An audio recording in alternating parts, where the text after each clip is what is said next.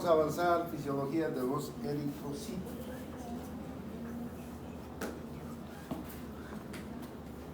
Los glóbulos rojos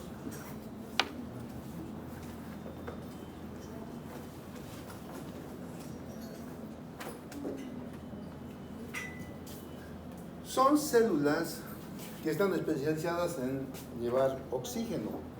Efectivamente son células, pero no comparten la morfología celular normal, no tienen núcleo, por tanto no pueden replicarse.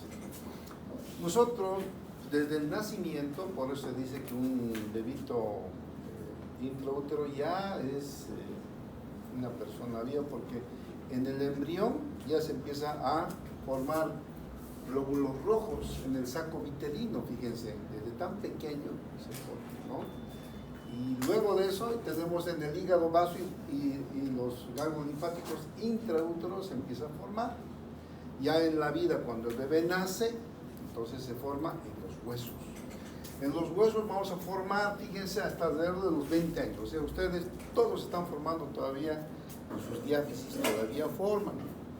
Pero, así de los 20 años, fíjense, 30, no, más o menos, un poco 25 años, luego de eso ya no se forma más, desde los 26 para, no sé si alguien tiene 26, todo el mundo es pelado, no creo. Entonces, toditos están ahorita formando en sus huesos largos, en el fémur, tibia todavía siguen formando glóbulos rojos. Pero luego queda supeditada a la costilla, al esternón y a la vértebra, los lugares donde se forma sangre. Entonces ahí se sigue formando sangre. En los lugares estos, en la vértebra, esternón, costilla, tenemos la célula pluripotencial, PHCC, la célula pluripotencial. Esa célula la tenemos al nacer y de ahí emergen los glóbulos rojos, glóbulos blancos, las plaquetas. Entonces, esa misma célula origina diferentes tipos celulares de la sangre, ¿ya? Entonces, sigamos. Cualquier pregunta, levantan la mano, por favor, ¿ya? Aquí tenemos cómo se forman los glóbulos rojos a partir del proeritroblasto, que tiene una célula con núcleo. El eritroblasto basófilo sigue teniendo un núcleo y empieza a dividirse. El policromatófilo, a partir del ortocromático, empieza a perder el núcleo. El reticulocito ya prácticamente tiene esbozos de núcleo y el eritrocito no tiene nada de núcleo. Simplemente es una célula sin núcleo y con abundante hemoglobina. Entonces, la formación de eritrocitos se da en la sangre, en la médula espinal, ¿cierto? Perdón, no en la sangre, en la médula espinal. La célula pluripotencial que decimos, cuando está mal, empieza a tener una enfermedad que se llama leucemia, hay linfomas, etcétera, una serie de enfermedades que ustedes van a avanzar el próximo año. Y la leucemia especialmente es una enfermedad que se puede curar fácilmente haciendo un raspaje de la médula de los huesos. Se lo deja como si fuera algo de un pan que lo sacan toda la masa y se queda solamente encimita la cascarita. Así lo dejan los huesos. Y el paciente, luego de que se saca eso, se le pone la célula pluripotencial del donante, que generalmente es el hermano, ¿no? Alguien que tenga, y esa célula pluripotencial empieza a producir nuevos glóbulos rojos y sanos. Entonces se salvan de esa forma. Entonces, para que vean que la célula pluripotencial, lo que hemos visto anteriormente, puede hacer. Entonces, en la sangre nosotros no vamos a ver glóbulos rojos, perdón, no vamos a ver reticulocitos. Los reticulocitos son los últimos que tienen esbozos de núcleo y tenemos un porcentajito leve de reticulocitos normalmente, alguno que otro que sale. Pero cuando hay un problema de la sangre, aparecen muchos reticulocitos, quiere decir que está mal. Entonces, fíjense, el 1% puede aparecer en la sangre alguna vez, pero cuando uno ve reticulocitos en gran cantidad, 5%, ya ese paciente está mal. Quiere decir que hay un problema en la reproducción de los glóbulos rojos.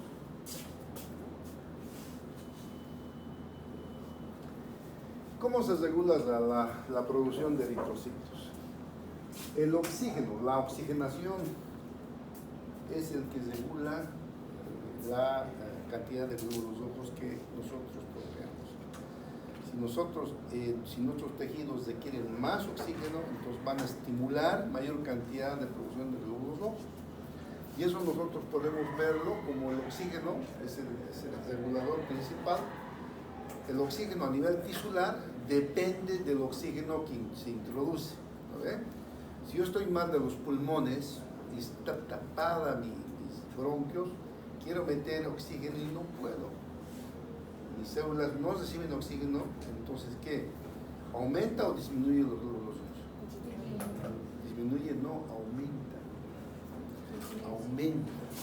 La oxigenación, la hipoxia hace aumentar los glóbulos rojos. Ahorita vamos a ver por qué. Entonces, si falta oxígeno, las células, el cuerpo empieza a producir mayor cantidad de glóbulos rojos. Por eso, en el asma bronquial, en el enfisema, neumotoras que van a avanzar, son problemas pulmonares que no facilitan una difusión de oxígeno. Se impiden que haya una buena oxigenación y eso es cuando producir un aumento de glóbulos rojos. La altura, ¿no? Disminuye la presión parcial de oxígeno. Ahí quiere decir que, fíjense, el oxígeno, por la presión barométrica hay mayor cantidad aquí, a nivel del mar, en los lugares llanos, poquito menos en los valles y prácticamente hipoxia en la altura.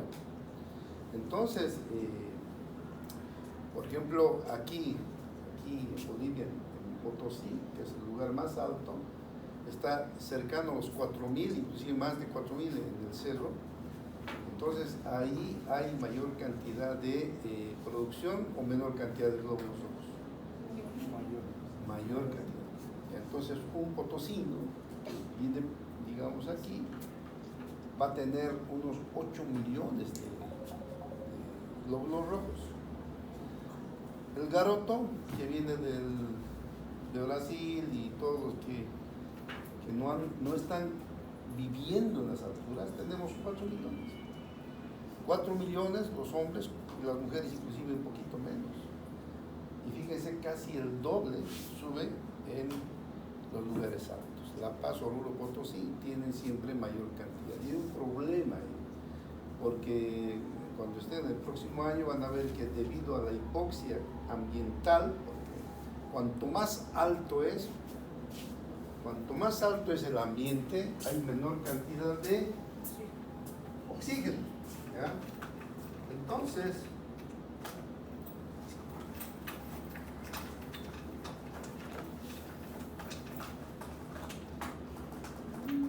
falta uno, solamente hay dos, pero nos queda para allá. Entonces, fíjense, nosotros tenemos esto. Este es un cerro, estos son los valles y este es el llano. ¿Ya? Este es, ¿no? La presión barométrica va a ser mayor aquí. Por tanto, la cantidad de oxígeno aquí va a ser mayor.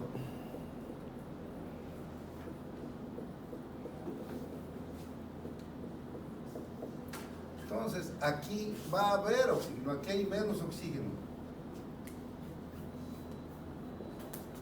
De ese oxígeno menor gozan estos individuos de aquí.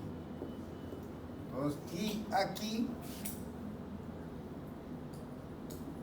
hay menor todavía cantidad. Entonces, fíjense, si nosotros tenemos una persona aquí viviendo, va a tener menor o mayor cantidad de glóbulos rojos. Menor, no necesita más, porque hay suficiente oxígeno. Los glóbulos rojos que tiene se saturan de oxígeno. En cambio aquí va a tener menor o mayor cantidad de oxígeno. Perdón, menor o mayor cantidad de glóbulos rojos. ¿Mayor o menor? Mayor, porque hay menor cantidad de oxígeno. Y aquí, doble. prácticamente no se puede vivir con esa hipoxia. Los alpinistas, los que suben, ¿cierto?, alturas, y eso ustedes lo han visto hasta con películas, hay películas que se ha hecho a nivel de 4.000, ya 6.000, 8.000 han llegado. Entonces no pueden, ya van con oxígeno, porque a ese nivel ya no hay oxígeno. Y es difícil llegar. Y hay una patología que se llama el edema de altura, ¿no? El edema de altura ya hay aquí un poco, ya hay aquí, por decirle, esto debe ser unos 2.500 metros. A este nivel está 3.600 de La Paz, 4.000 está aquí. Y esto ya es 4.500, ya no se puede vivir ya. Entonces, conforme uno va subiendo en la altura, hay menor cantidad de oxígeno y hay una respuesta compensatoria del cuerpo formando mayor cantidad de glóbulos rojos. Y esa es una razón por la cual los atletas que van a hacer una competición, por decir, la próxima semana, se van al lago Titicaca, que está sobre los 3.900, 4.000 metros, y hay un hotel famoso ahí, que tiene sus canchas, tiene para hacer pedalismo. Entonces van ahí, están un mes, 2 meses, en ese tiempo sus glóbulos rojos se llenan, y luego se van a Europa y a pedalear, y obviamente tienen mayor cantidad de oxígeno, ¿no? No se muere rápido, 120 días dura un glóbulo rojo, por tanto, tienen una opción. ¿Qué quieres preguntar? Por eso que la sangre a las personas que acá en La Paz, al alto, allá a la altura, por eso que a algunas personas les puede sangrar la nariz, no puede para allá. Claro, todo es fisiología, ¿no es cierto? En pulmonar les voy a dar vamos a hacer prácticas porque una persona, ya nomás me puedes responder ahorita. Bueno, primero terminando circulatorio. Cuando uno va más alto, duele la cabeza. Bueno, ahorita ya está en lo que hemos avanzado, pero ustedes han pasado por aquí, no han leído todavía. Pero ¿por qué duele la cabeza cuando uno va a Oruro, La Paz, Potosí, peor? Un dolor de cabeza. ¿Por qué hay dolor de cabeza? Ese famoso soroche. ¿Por qué? Falta de oxígeno na sangre. Não liga oxígeno ao cérebro. Sabemos que no hay menor. ¿Y qué provoca pues eso? Hipoxia. Y la hipoxia que provoca Morte celular. muerte. Imagínate, todos estarían muertos Não allá. liga oxígeno à mitocôndria e provoca uma acidose. No, es que eso te estás hablando ya de una hipoxia brutal. Estamos hablando de hipoxia de altura. Hay gente, hay universidades, hay todo, colegios, pelados, hay fútbol. No. Estás yéndote a los 8.000. A los 8.000 metros, donde los alpinistas, ahí sí ya no hay. Entonces ahí sí sucede lo que tú me estás hablando. Pero ¿qué pasa allá? ¿Por qué duele la cabeza? El que me diga ahorita, le voy a meter un punto. Ya hemos avanzado yo. Simplemente es relacionar lo que hemos avanzado. No sé si es esto, pero no era que cuando aumentaban los glóbulos rojos en sangre se hacía la sangre más viscosa. No tiene nada, tiene que ver. No, y no acaso, si tú tenés viscosa la sangre, Yo no, ¿y por qué te duele la cabeza ya? pero por la altura, ¿no? ¿Por qué? Es que la altura, claro. Eso, Le falta oxígeno. pero ¿qué produce eso? ¿Por qué te duele la cabeza? Aumenta la presión ¿De qué? de las De venas. Tiene que ver con la presión. Ya, pero más, tiene que ser más explicadito. Aumenta a pressão de los capilares. A ver, dime. Não, Vasoconstricción a nivel cerebral. a pressão. Dime. Como nuestra sangre se hace más viscosa y aparte tenemos este aumento de los capilares tratando de compensar, cuando la sangre tiene que pasar por las arterias de nuestro cerebro, podría darse que como una densidad mayor tiene una presión la arteria y esta resistencia hace que se dificulte que pase por las arterias del cerebro. ¿Por ahí más o menos? Algo tiene que ver, pero ya van a avanzar. Dime, la última. Aumenta la presión. Eso me han dicho. Ajá, pero en la cabeza como ese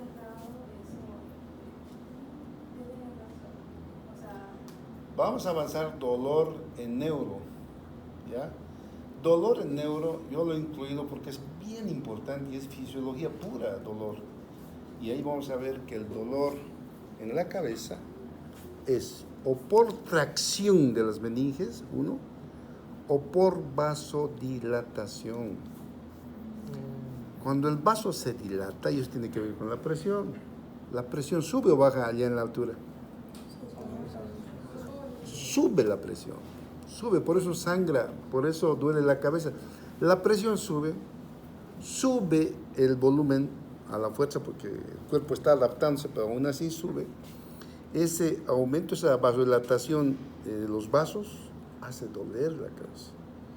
Entonces, hasta que se adapte, se regule, se autorregule y ya, deja, porque tenemos una autorregulación cerebral que vamos a avanzar también en neuro. Entonces, esas cositas, digamos, tienen que relacionar. Efectivamente, la memoria tiene mucho que ver, pero la presión, como me han dicho, es cierto, la presión sube.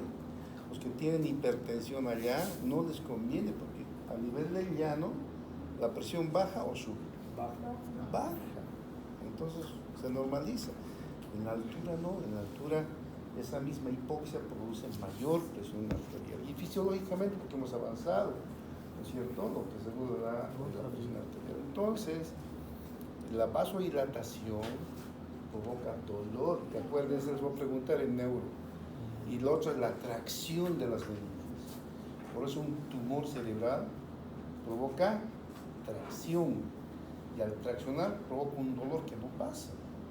Porque el dolor por vasodilatación te da un calmantito y al otro día ya se adapta, deja de doler. Pero el tumor no, el tumor sigue empujando y tracción y sigue doliendo. Por eso el dolor de cabeza, cuando duele mucho tiempo, hay que pensar en algo serio, ¿ya? Excepto en una mujer casada. Y eso también hay que tener, también es fisiología. Vamos a avanzar en endocrino. ¿Qué tiene que ver una mujer casada con dolor de cabeza? Entonces es otra cosa, ya, pero eso también hay que tener en cuenta. A veces uno es así, tuti, bien inocente, ¿no? A tal punto que viene la paciente y no me baja mi suegra, doctor, y uno se siente ingresando. Ay, ¿qué será? No, a ver, pues lo más lógico es que esté esperando, ¿no ve? Pero este individuo salió pues así, tuti, y vino y yo era mediquito de ingresar. Te dije, a ver, ¿qué puede ser? Todo, y ¿tiene usted su marido? No tiene. ¿Usted ha tenido relaciones? No. Entonces no es. No. El médico tiene que ser el hombre más mal pensado que pueden haber. Así le diga no, hay que pensar. Y yo, porque me dijo no, era no para mí. Así yo, a ver, alguien de aquí que sea inocente como yo, cuando pues vivísimo ese Paolo, ¿cómo será de médico? Así no, es vivísimo también. Que él lo ve un poco inocente. Tal vez Oscar un poquito. Qué puro vivos veo. Pero los inocentes pecamos en eso. Entonces, en una mujer casada, el dolor de cabeza puede deberse a otra cosa. Y eso es endocrinológico y vamos a ver en endocrino. ¿Es por el estrés? No, hormonal, pero eso tiene que ver con otra cosa. ¿Está bien? ¿Está entendido? Ya. Entonces, fíjense, aquí, ¿por qué le traigo esta radiografía con un pedazo de falta? ¿No? Esta parte no está oxigenando. Entonces, esta persona que tiene un pulmón y medio, porque este lado está ocupado, va a tener mayor o menor cantidad de glóbulos rojos. Mayor, porque la hipoxia tisular, porque la falta de este pedazo va a provocar hipoxia tisular y eso va a producir una respuesta de estímulo de mayor producción de glóbulos rojos. Por eso dice aquí, linfisema, asma, ¿no? Todo eso puede producir. Y exposición a la altura, ¿no? La presión parcial de oxígeno ambiental también estimula, ¿ya? Las intoxicaciones, el monóxido de carbono, ¿no?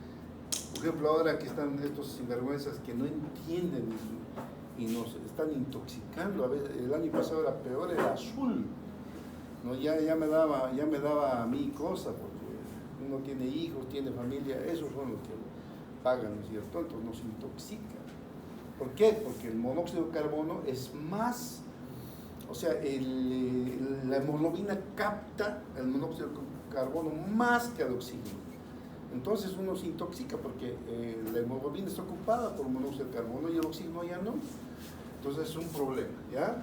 La metalhemoglobinemia es una enfermedad congénita que van a ver y también provocada por fármacos. Sí, dime. Entonces los glóbulos rojos ya se producen de por sí con un propio oxígeno. No, ahora vamos a ver cómo se estimula. Hemos dicho que la hipoxia tisular, que está provocada ya sea por la hipoxia ambiental o por falta de introducción de oxígeno, produce estímulo de glóbulos rojos. Ahora vamos a ver, fíjense cómo se produce. Mediante la eritropoyetina. La eritropoyetina, la EPO, aquí está el cuadrito, fíjense, factores que reducen la oxigenación. Por ejemplo, una anemia, hemoglobina baja, escaso flujo, una neumonía, ¿no? Una EPOC, va a producir menor oxigenación tisular, hipoxia. Y la hipoxia, ¿qué va a producir? Estímulo de eritropoyetina. ¿En dónde? En el riñón. La eritropoyetina va a ir a estimular las células madre que hemos dicho, y la célula madre va a empezar a producir glóbulos rojos a partir de los proteoblastos hasta tener la cantidad de eritrocitos que oxigenen los tejidos. Entonces, la eritropoyetina se forma en el riñón, en las células peritubulares, en la corteza del riñón. Entonces, cuando hay falta de oxígeno se produce eritropoyetina, y esa eritropoyetina va a estimular a la célula pluripotencial de la médula para que produzca más glóbulos rojos a fin de compensar esa falta de oxígeno que tiene la célula. ¿Está entendido? Cualquier pregunta, por favor, yo les voy a exigir siempre entendimiento. Una cosa que yo, no es solo memoria, entendimiento. Por favor, entiendo. Esto les voy a dar, ¿no? Imagínense dar examen de esto, es dar del resumen, todavía es resumirlo así, más concreto, no sé qué. Ustedes han visto los pacientes nefróticos. El paciente nefrótico que está mal de riñón, ¿saben lo que es la insuficiencia renal? ¿Tienen una idea? ¿Qué es insuficiencia renal? Cuando el riñón no puede filtrar bien la sangre y por nada más viene la orina y cambia su color, ¿tengo entendido? Más o menos, dime a ver cómo lo dices tú.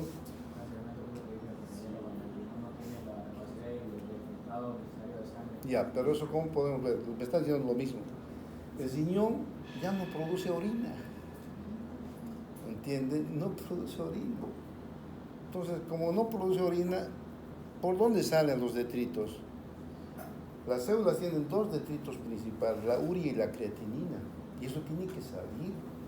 La urea produce intoxicación cuando se produce en el cuerpo. Entonces, si el riñón no elimina con el agua eso, no tiene esa capacidad de filtrado que es la señorita, entonces que se acumula y hay insuficiencia renal. Cuando hay insuficiencia renal, quiere decir que el riñón está enfermo, no está filtrando, no está trabajando. Si no está trabajando, entonces también la EPO, que es la eritropoyetina, tampoco se está formando. Por eso, una insuficiencia renal, yo trabajo en el hospital, ahí veo todos los nefróticos, toditos son pálidos. Especialmente cuando la primera vez van al médico, blancos están, porque no tienen glóbulos rojos. ¿Por qué no tienen? Porque no se está formando la eritropoyetina que se forma en el riñón. Si no hay eritropoyetina, ¿qué va a estimular? Aquí está claro que la eritropoyetina se estimula por la hipoxia. ¿Pero dónde? En el riñón. Y si el riñón está enfermo, no produce eritropoyetina. Por tanto, el nefrótico es pálido. Entonces, el nefrótico tiene que recibir ¿qué? ¿Qué tiene que recibir para aumentar eso? ¿Hierro? ¿Qué tiene que recibir? Eritropoyetina. Tenemos en tableta. Entonces, ya se toma la eritropoyetina y aumenta su colorcito. Ya ahora, gracias a la bioquímica, prácticamente tenemos todo, hasta insulina se está formando, ya no para inyectarse, Aún eso, todo está avanzando a la medicina, entonces es una belleza. Ustedes van a salir como médicos y van a tener a sus manos mucha capacidad de solucionar problemas. ¿Está entendido aquí? ¿Alguna pregunta? Levantan la mano, ¿ya?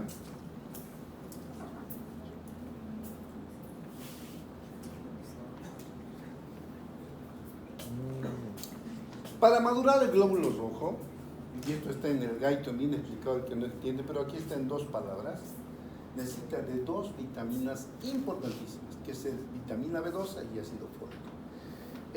Estos oligoelementos están en todo alimento de origen animal. O sea, está en el pollo, está en los huevos, en la leche, en todo lo que nosotros comemos. Entonces, ¿quién tiene esto? Nadie, salvo que haya un problema que ahora vamos a ver, ¿ya? ¿Para qué sirve la vitamina B12 y el ácido fólico? Fíjense, nosotros ingerimos, se absorben en el ilio, ¿no? Van al hígado y allí se depositan. Ahí forman la metilcobalamina para formar el tetrahidrofolato a partir de estas vitaminas.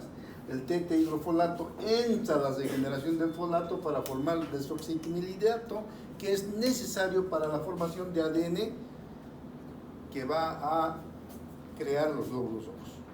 El ADN, ustedes saben que cada célula, el ADN en el cloroplasto, en esa célula ya está cómo va a estar el glóbulo rojo.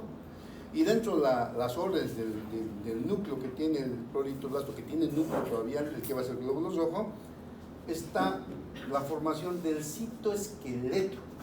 ¿Qué es el citoesqueleto? El sostén de la célula. ¿Ah? El sostén de la célula. Más fuertecito. El sostén de la célula. El sostén, dicho no el armazón. Si nosotros tenemos, atiendan por favor, este es mi glóbulo rojo visto de perfil, ¿ya? De perfil, monedita, ¿no? ¿Por qué es monedita? Porque tiene un... ¿Qué tiene esto? Citoesqueleto. Son moléculas de tubulina que le da la forma al glóbulo rojo. Y el glóbulo rojo, que es monedita, si nosotros fuéramos microscópicos, agarraríamos al glóbulo rojo, no se puede con esto tampoco. Imaginen que es el glóbulo rojo, se lo puede doblar, es como una goma. El glóbulo, las moléculas, el sostén le da la forma de monedita y lo hace maleable, puede moverse a todo sin destruirse. Le da el sostén, le da el armazón. Ahora, ¿qué pasa si se forma, si no se forma el citoesqueleto? Si se forma el citoesqueleto por aquí, un defectuoso, medio roto, un poquito que le da, un estímulo aquí, un estimulito lo dobla así, ¡pluc! Se vuelve ¿qué? Redondo. Ya no hay que, porque aquí su citoesqueleto se ha roto, ya no hay. El citoesqueleto bien hecho le da a la célula la capacidad de poder pasar esto que nosotros tenemos en el abdomen, que se llama el cementerio de los Eritrocitos. el cementerio de los rojos. ¿Cuál es? El vaso. Entonces, los glóbulos rojos vienen por aquí, ¿no es cierto? Y aquí tenemos, estos son sistemas de retículo endotelial, que decimos vamos a avanzar de aquí a 2 clases. Entonces, para llegar de aquí a aquí, este glóbulo rojo tiene que entrar así, tiene que darse la vuelta y finalmente sale normal, gracias a su citoesqueleto. Pero, si está este glóbulo rojo, ¿dónde está mi borrador?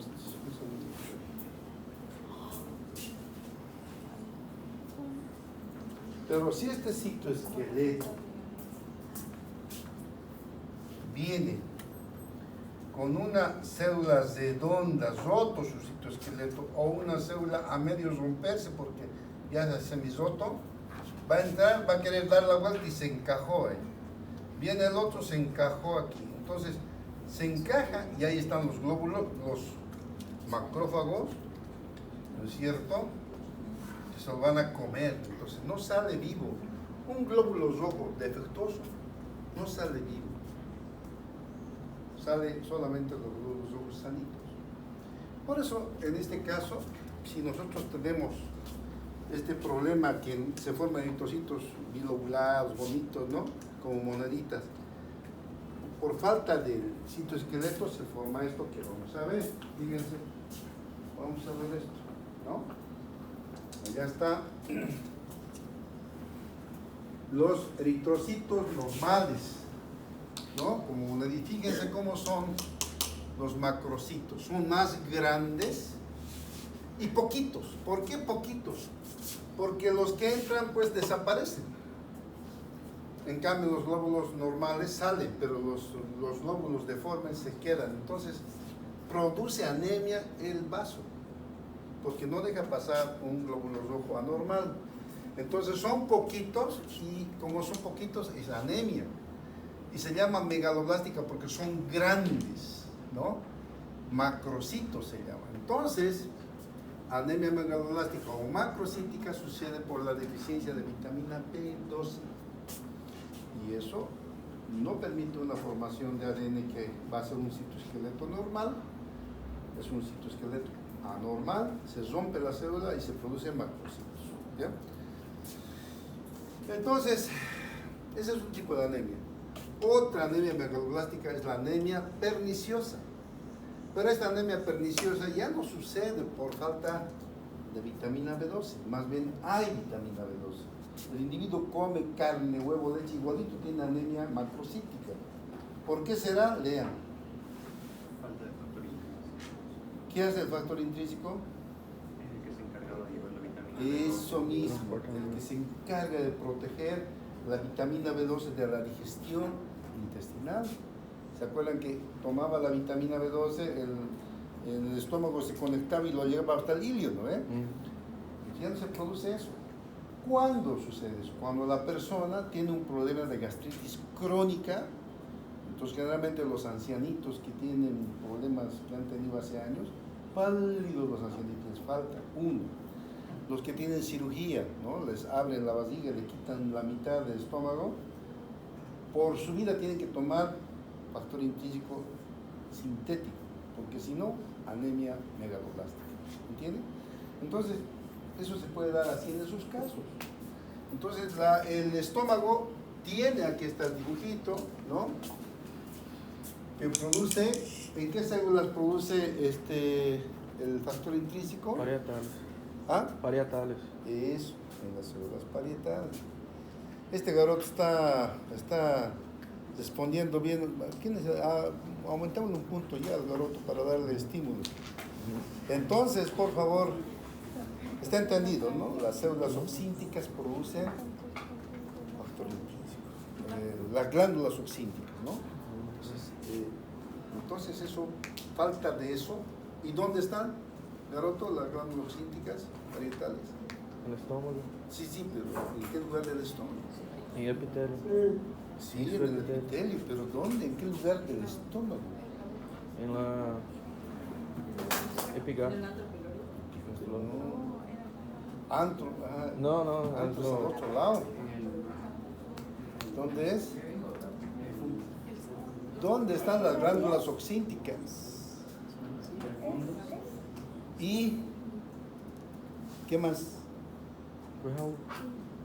El fondo y el cuerpo. Ahí están. Imagínense cuando cirugía a ese nivel. Saben ustedes por fisiología que va a tener anemia megaloblástica, que hay que darle su complemento, ¿ya? Entonces, no sé si alguna pregunta hay. La anemia perniciosa tendríamos que solucionarlo a nivel de la gastritis para... Las gastritis atróficas producen anemia perniciosa. ¿Ya? También los cánceres, también las cirugías. ¿Por qué? ¿Ah? Produce la anemia Perniciosa. ¿Por qué? Porque en ese lugarcito no hay. Entonces no hay factor intrínseco. Y si no hay factor intrínseco, la vitamina B12, aunque tomen, Se digiere. se digiere, se deshace. Ya, sigamos adelante. Vamos adelante. Ahora vamos a ver la hemoglobina. La hemoglobina, y ustedes han estudiado en bioquímica, está constituida por el grupo globina más el hemo, ¿cierto? Y el hemo tiene hierro al estado ferroso. La hemoglobina sirve para que aquí está molecularmente, tridimensionalmente dibujado, y ahí tenemos el grupo M, donde se une la molécula de oxígeno. Sirve para llevar oxígeno a los tejidos. La hemoglobina está especializada en captar oxígeno en el pulmón. Y en el pulmón hay un medio alcalino. El medio alcalino hace que capte oxígeno y lo lleva a las células. En las células no hay oxígeno, más bien hay CO2. El CO2 es ácido. Por tanto, en un medio ácido suelta el oxígeno y recoge el CO2. Eso se llama efecto Bohr y Haldane, ¿no? Entonces, el efecto Bohr cuando suelta el oxígeno a los tejidos, el efecto Haldane cuando capta el oxígeno del pulmón. Entonces lo van a ver con calma. Aquí tengo estas dos curvitas, ¿no? Este es normal, pero aquí está captando oxígeno, aquí está captando, aquí está soltando el oxígeno. Vamos adelante. Ay, perdón.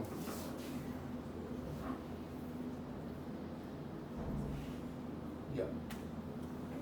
El hierro es imprescindible para la hemoglobina, porque la hemoglobina sin hierro no funciona. Por eso hay una anemia que se llama anemia ferropénica, porque por falta del hierro esa hemoglobina ya no funciona, por tanto no hay captación de oxígeno, el glóbulo rojo disminuye de tamaño. Entonces fíjense, la hemoglobina capta hierro mayormente para qué? Perdón, el glóbulo rojo capta hierro para qué? Perdón, estoy volviendo de palabras. El hierro que nosotros ingerimos, del total que son 4 o 5 gramos, la mayoría va a la hemoglobina, precisamente para la capacidad del glóbulo rojo de llevar oxígeno, ¿ya? 65% de los 4 o 5 gramos va para formar. 4% va a la mioglobina. La mioglobina es también una forma de hemoglobina en los músculos que captan el oxígeno para el uso muscular, y es más pequeña la mioglobina. La hemoglobina capta 4, la mioglobina no, es menor, es una molécula más pequeña y solamente tiene efecto a nivel muscular, del músculo estriado. El color, ¿se acuerdan? Del músculo es dado por la mioglobina. La mioglobina da color a la carne. Cuando ven una carne roja en la carnicería, ven una carne roja rutilante, tiene mioglobina cualquier cantidad. Y cuando ven una carne media pálida, esa no tiene mioglobina, ¿ya? Entonces, bueno, creo que eso es todo de la mioglobina, ¿no? Ahora vamos a ver acerca del hierro, su metabolismo, que es lo más importante. Hasta aquí está entendido, ¿no?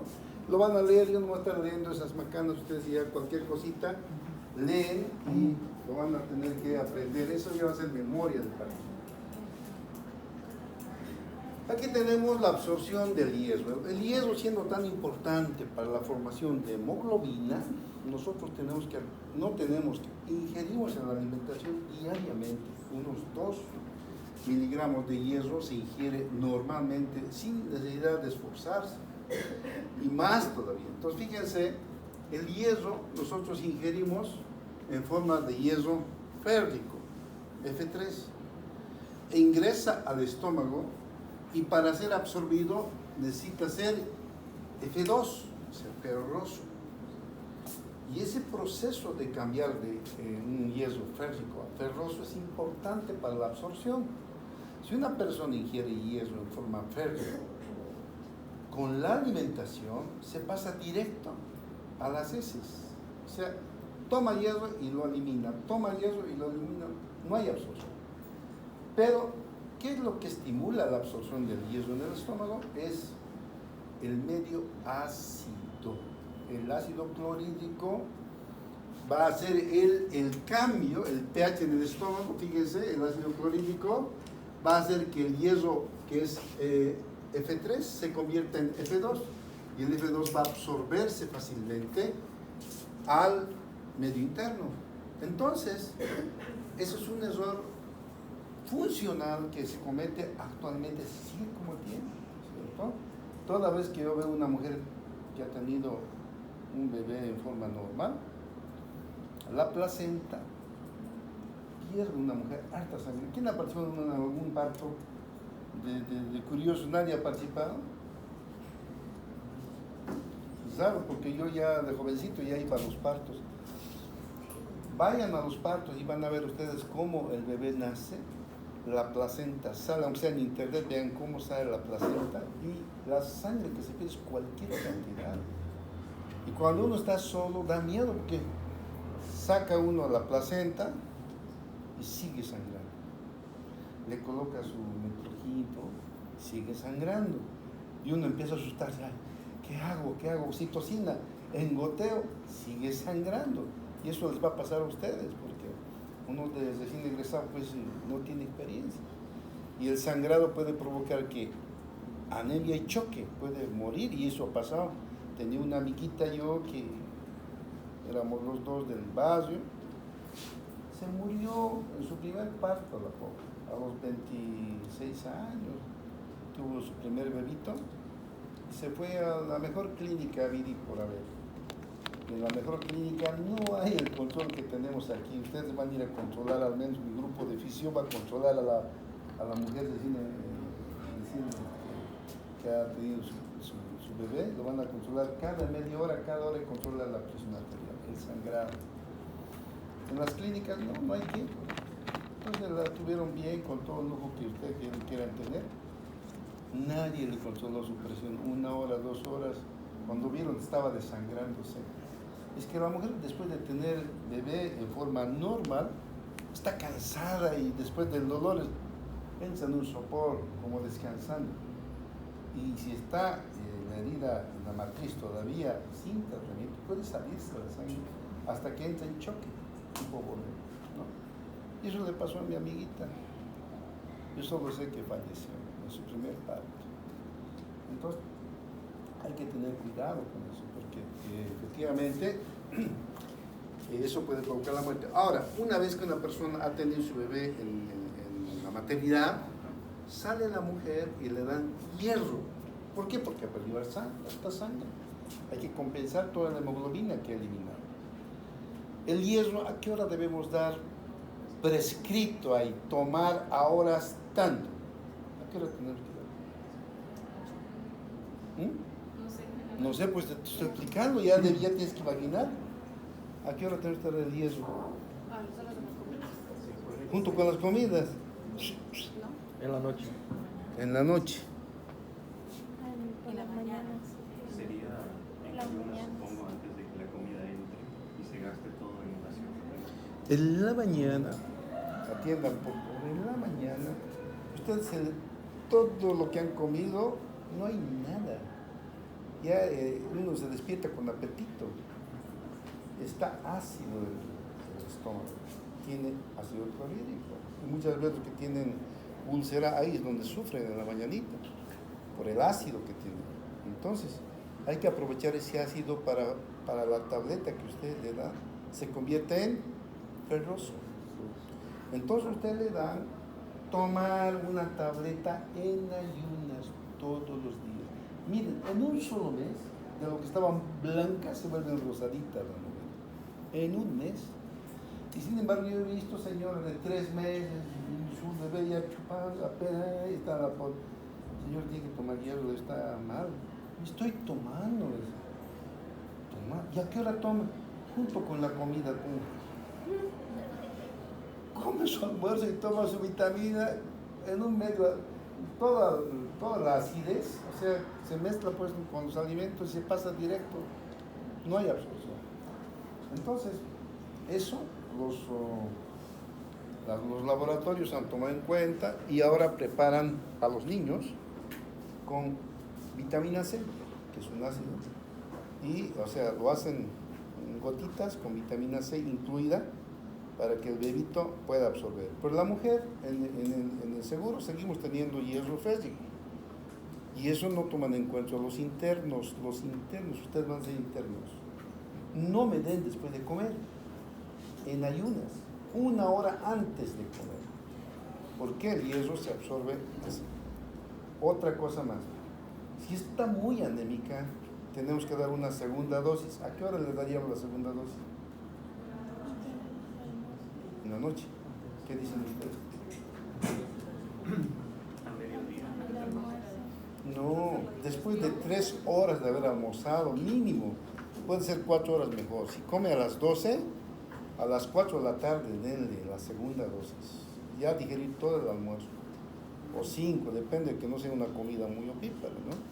Pero el estómago tiene que estar vacío, ahí tiene que tomar la segunda dosis. Entonces, en ayunas y a las 5. En ayunas y a las 5. Decirle después de eso que no coma nada hasta las 6 de 5. Entonces van a ver que ustedes en un mes se recuperan, porque inmediatamente pues el hierro se va a la hemoglobina y ese paciente está más rojito que cuando se alimenta, ¿ya? Entonces ahí está explicadito, ¿no? Ahora, tenemos, fíjense, el 80%, el 60-80 se va a la hemoglobina. Fíjense, quiero que entiendan una cosa. Tenemos una hormona que se llama la epsidina. La epsidina es una hormona sintetizada en el hígado. El problema de la epsidina es que se secreta en la inflamación. En la inflamación, cuando uno está enfermo, la epsidina impide la absorción de hierro. Entonces, van a ver ustedes en patología que el hierro, ahora vamos a ver una cosita así, porque no puedo extenderme, eso ya es patológico, pero el hierro cuando es de mayor cantidad es tóxico para nosotros. Y el cuerpo forma la epsidina para impedir. Entonces, en una anemia, una inflamación, una infección, la epsidina inhibe, no hay formación de hierro. No se lo puede hacer comer a una mujer, por eso a veces se hace transfusión de sangre. Sin embargo, nosotros tenemos que quitar ¿qué? Si está inflamado la persona y sabemos que no va a absorber mucho hierro, ¿qué debemos hacer para que absorba hierro? ¿Qué?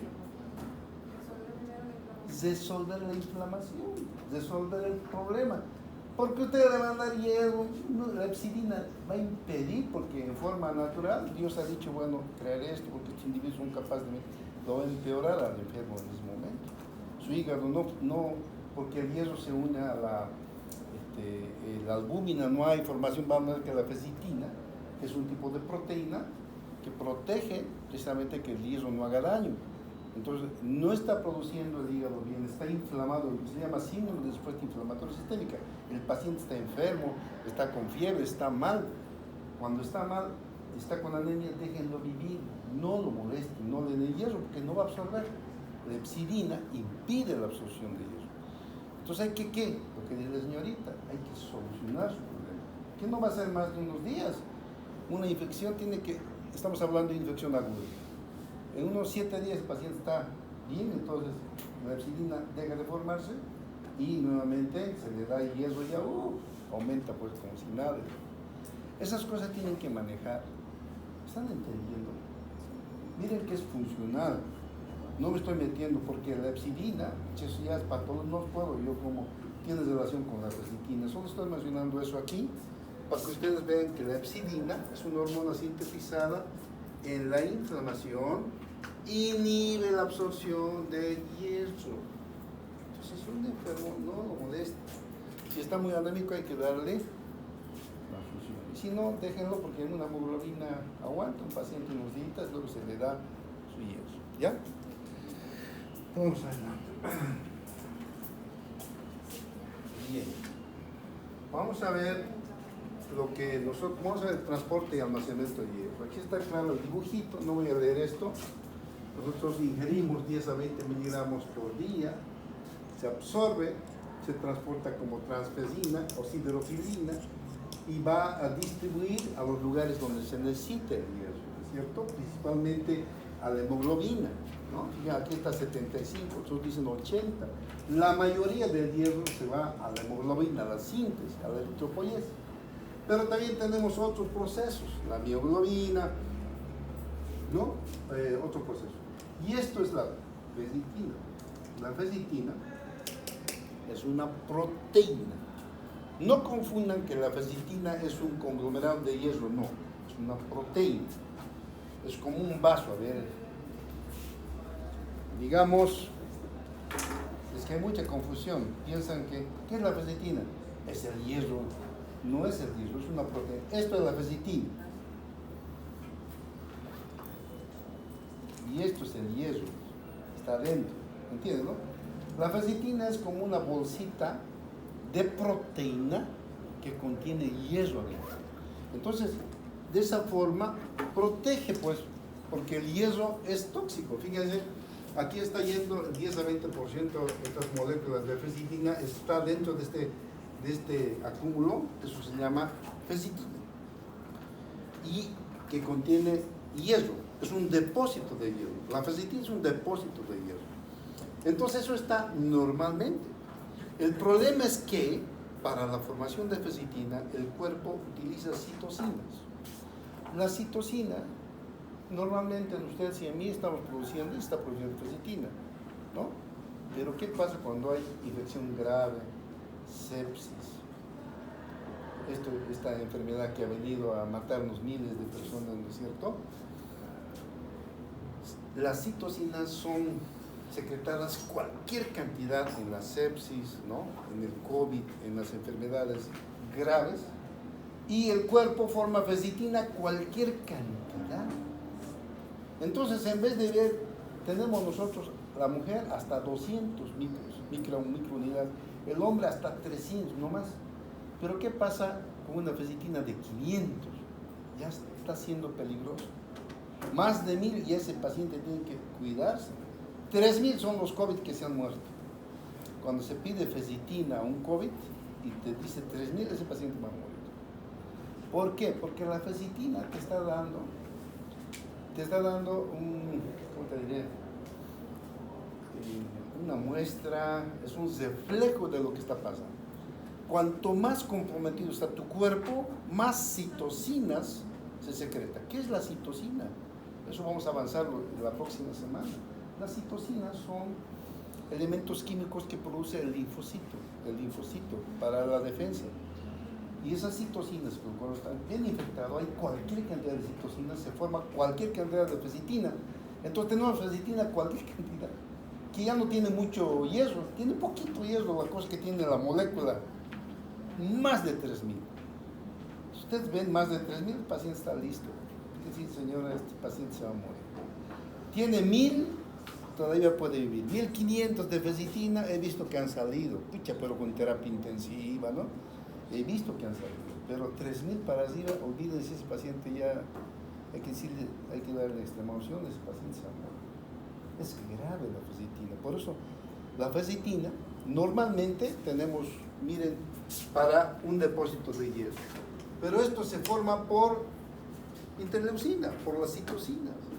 Pero las interleucinas, en una inflamación grave, hay millones de estímulos, entonces se forma más fecitina. Y eso es un reflejo de la gravedad, ¿ya? Por eso nosotros en el hospital, y cuando me piden, un paciente viene con fecitina, pucha, este paciente está grave, por algo le han pedido fecitina, ¿no? Porque el médico ha dicho, este paciente está muy grave, le pediré por si acaso. Y por eso cuando veo un paciente bien y me piden fecitina, pues, ¿quién es este burro? Digo, ¿cómo pedir fecitina a un paciente que está charlando? Digo, el paciente no puede. Fecitina yo voy a pedir a un paciente que yo estoy pensando que está grave, ¿no? Porque eso me puede llevar a la muerte, ¿entiendes, no? Entonces, la fecitina, no es que traerlos, este dibujito sirve, pero aquí está bien explicadito, ¿no? Lo poquito que aquí está es suficiente para que entiendan el valor que tiene este producto de la fecitina. La fecitina tenemos nosotros normalmente en el hígado, pero es solamente para las necesidades que tiene el cuerpo, de hemoglobina, bioglobina, etc. Pero el resto, si hay una inflamación grave, entonces... ya es hora. Hasta aquí vamos a avanzar.